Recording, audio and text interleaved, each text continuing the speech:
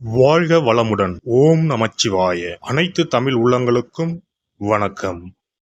நிகழும் ஸ்ரீ மங்களகரமான சோபகிருது ஆண்டு மார்கழி மாதம் 15ஆம் தேதி பின்னிரவு 16ஆம் தேதி முன்னிரவு திங்கள் கிழமை அன்று பஞ்சமியும் மகம் நட்சத்திரமும் பிரீத்தி நாமயோகமும் கௌளவ கர்ணமும் சித்தயோகமும் கூடிய சுபயோக சுபதினத்தில் உதயாதி இரவு 12 மணிக்கு கன்னியா லக்னத்தில் ரிஷப நவா அம்சமும் மகர திரிகோணமும் கொண்டு இந்த சீர்மிகு ஜனவரி மாதம் பிறக்கிறது.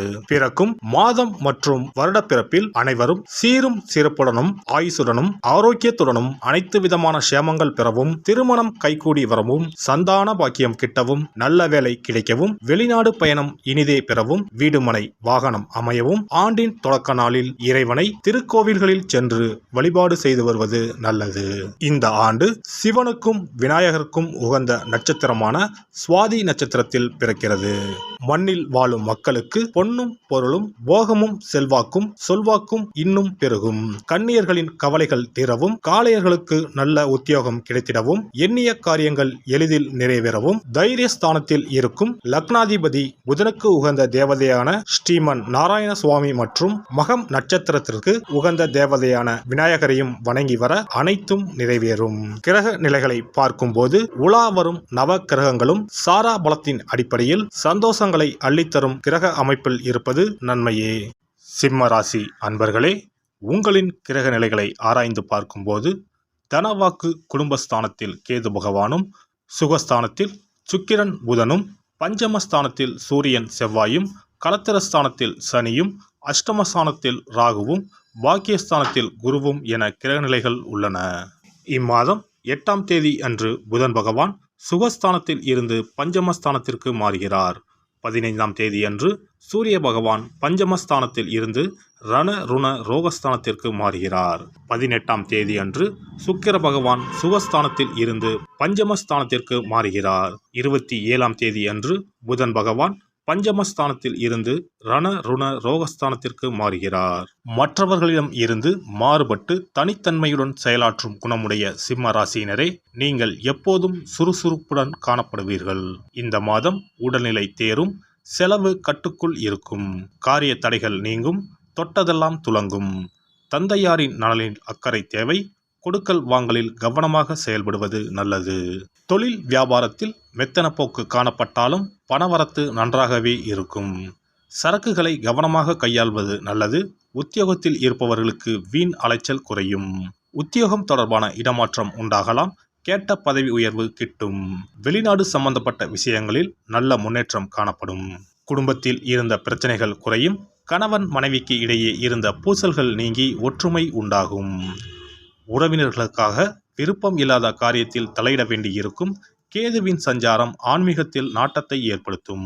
பெண்களுக்கு தடைப்பட்ட காரியங்கள் நடந்து முடியும். கொடுக்கல் வாங்கலில் கவனம் தேவை.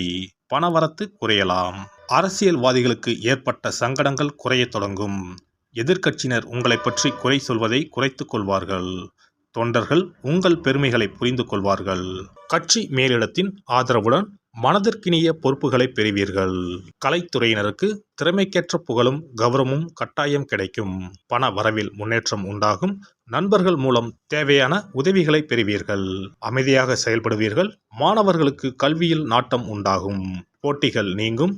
சக மாணவர்களுடன் இருந்த மனக்கசப்பு மாறும். நட்சத்திர பலன்கள். மகம் நட்சத்திரம். இந்த மாதம் கேட்ட இடத்தில் கடன் கிடைக்கும். தனியார் வேலையில் இருப்பவர்களுக்கு சிறு வாக்குவாதங்கள் வரலாம். வரவுக்கேற்ற செலவுகளும் வந்து சேரும். எனினும் வருங்காலத்திற்கு தேவையான முதலீடுகளை அதற்குண்டான நபர்களிடம் ஆலோசனைகள் செய்து முதலீடு செய்வீர்கள். பிரச்சனைகளை முறியடிக்கும் வல்லமை உங்களை வந்து சேரும். காரிய அனுகூலம் கிட்டும். செல்வாக்கில் முன்னேற்றம் ஏற்படும். எந்த ஒரு சிக்கலான பிரச்சனைகளிலும் தெளிவான முடிவுகளை எடுப்பீர்கள். அடுத்தவருக்கு உதவிகள் செய்யும் போது கவனம் தேவை. பூரம் நட்சத்திரம். இந்த மாதம் காரிய தடை தாமதம் ஏற்படும். எதிர்பார்த்தபடி எதுவும் நடக்காமல் இழுபறியாக இருக்கும். மாணவ கண்மணிகளுக்கு படிப்பில் நிதானமும் கவனமும் தேவை. பெரியோர்களின் ஆசீர்வாதத்தால் அனைத்திலும் நன்மையே நடக்கும். அரசியல்வாதிகள் சமூக சேவகர்களுக்கு பலன்கள் நன்மை தீமை என கலந்து கிடைத்தாலும் பிற்பாதி சிறப்பாகவே இருக்கும். பொருளாதார வளம் மேம்படும். தொழில் உன்னத நிலையை அடையும். குடும்பத்தில் முன்னேற்றமும் சுக நிகழ்ச்சிகளும் நடைபெறும். பண விரயமும் காரிய தாமதமும் ஏற்படலாம். எனினும் எந்த பிரச்சனையையும் முறியடிக்கும் வல்லமை உங்களுக்கு வந்து சேரும். உத்திரம் 1ஆம் பாதம். இந்த மாதம் கைக்கு எட்டிய அனைத்து வாய்ப்புகளையும் பயன்படுத்தி முன்னேற்ற பாதையில் செல்வீர்கள். தொழில் வாக்கு வன்மையால் சிறப்பாக நடக்கும். பழைய பாக்கிகள் வசூலாகலாம். புதிய ஒப்பந்தங்கள் கையெழுத்தாகும். பணிகள் தொடர்பான பயணங்கள் செல்ல நேரலாம். புத்தி சாதுரியத்தால் கொடுத்த வேலையை சிறப்பாக செய்து முடிப்பீர்கள். அரசியல் துறையினர் எந்த ஒரு விஷயத்திலும் வேகம் காட்டினாலும் அதே நேரத்தில் அதில் உள்ள நன்மை தீமைகள் பற்றி ஆலோசித்து முடிவு எடுப்பது அவசியம். காரிய அனுகூலம் உண்டாகும். பிரதோஷ காலத்தில் சிவபெருமானை வணங்க எல்லா நன்மைகளும் உண்டாகும். எதிர்பார்த்த காரியங்கள் திருப்திகரமாக நடக்கும். இம்மாத அதிர்ஷ்ட கிழமைகள் திங்கள், புதன், வெள்ளி. சந்திராஷ்டம தினங்கள் 16, 17. அதிர்ஷ்ட தினங்கள் 10 மற்றும் 11. சிறப்பு பரிகாரங்கள். வீட்டில் இருக்கக்கூடிய சிறு சிறு அமைப்புகளை மாற்றி அமைத்தாலே வருமானம் அதிகரிக்கும் என்று சாஸ்திரங்கள் கூறுகின்றன. அந்த வகையில் பணம் குறைவதற்கான காரணம் என்ன? வருமானம் அதிகரிக்க அலமாரியை எப்படி வைத்திருக்க வேண்டும்? வீட்டை எப்படி வைத்திருக்க வேண்டும் என்பதை பார்ப்போம். பணம் வைக்கும் அலமாரியின் மீது குபேரர் சிலையை வைத்தால் பண வரவு தடை இல்லாமல் கிடைக்கும் என்பது நம்பிக்கை. குபேரன் இருக்கக்கூடிய இடம் வடக்கு.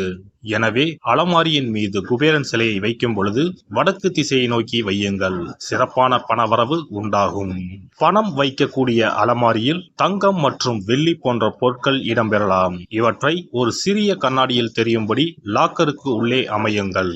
அந்த இடத்தில் பச்சை நிற புடவை உடுத்திய கஜலட்சுமி படம் ஒன்றை வையுங்கள். பணத்தை ஈர்க்கக்கூடிய பச்சை கற்பூரம், கிராம்பு, ஏலக்காய் போன்ற வாசனை மிகுந்த பொருட்களை போட்டு வையுங்கள். உங்க பீரோ இப்படி இருந்தால் பணம் குறையாது, சேர்ந்து கொண்டே இருக்கும். பணம் வைக்கும் அலமாரியின் உள்ளே மற்ற தேவையில்லாத பொருட்களை அப்புறப்படுத்துங்கள்.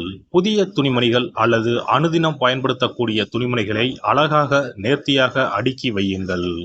பூச்சிகள், தூசுகள் சேராமல் ரசக்கற்பூரத்தை போட்டு வையுங்கள். கூர்மையான ஆயுதங்கள் அல்லது இரும்பு சார்ந்த பொருட்களை வைக்காதீர்கள். இது சனி தோஷத்தை ஏற்படுத்தும். பணத்தை சேரவிடாது தடுக்கும். பணம் வைக்கக்கூடிய இடத்தில் சிவப்பு நிறம் சார்ந்த பொருட்கள் இருப்பது நல்லது. ஆனால் கருப்பு நிற பொருட்களை தவிர்ப்பது உத்தமம். லட்சுமி தேவிக்கு சிகப்பு உகந்தது என்பதால் சிகப்பு நிற துணிகளை அல்லது பொருட்களை அடுக்கி வைக்கலாம். ஆனால் கருப்பு நிற துணிமணிகள் மற்றும் பொருட்களை அங்கிருந்து அப்புறப்படுத்துவது நல்லது. இதுவும் பணத்தடையை உண்டாக்கக்கூடிய ஒரு விஷயமாக இருக்கிறது. உங்கள் வீட்டின் பீரோவிற்கு பின்னால் பழைய கிழிந்து போன பாய் அல்லது துடைப்பம் வைப்பது அதிர்ஷ்டத்தை தடுக்கும் செயலாகும். கிழிந்து போன, நைந்து போன துணிமணிகள், பாய், துடைப்பம் போன்றவற்றை ஒருபோதும் வீட்டில் வைத்திருக்க கூடாது. அதை குப்பை தொட்டியில் போட்டு விடுங்கள். வீண் விரயம், மருத்துவ செலவுகள், அனாமத்தாக பணம் செலவழிவது போன்றவை இருந்தால் உங்களுடைய வீட்டில் இருக்கக்கூடிய கழிவறை மற்றும் பாத்ரூம் கதவுகளை எப்பொழுதும் மூடி வைத்திருக்கிறீர்களா என்பதை கவனியுங்கள்.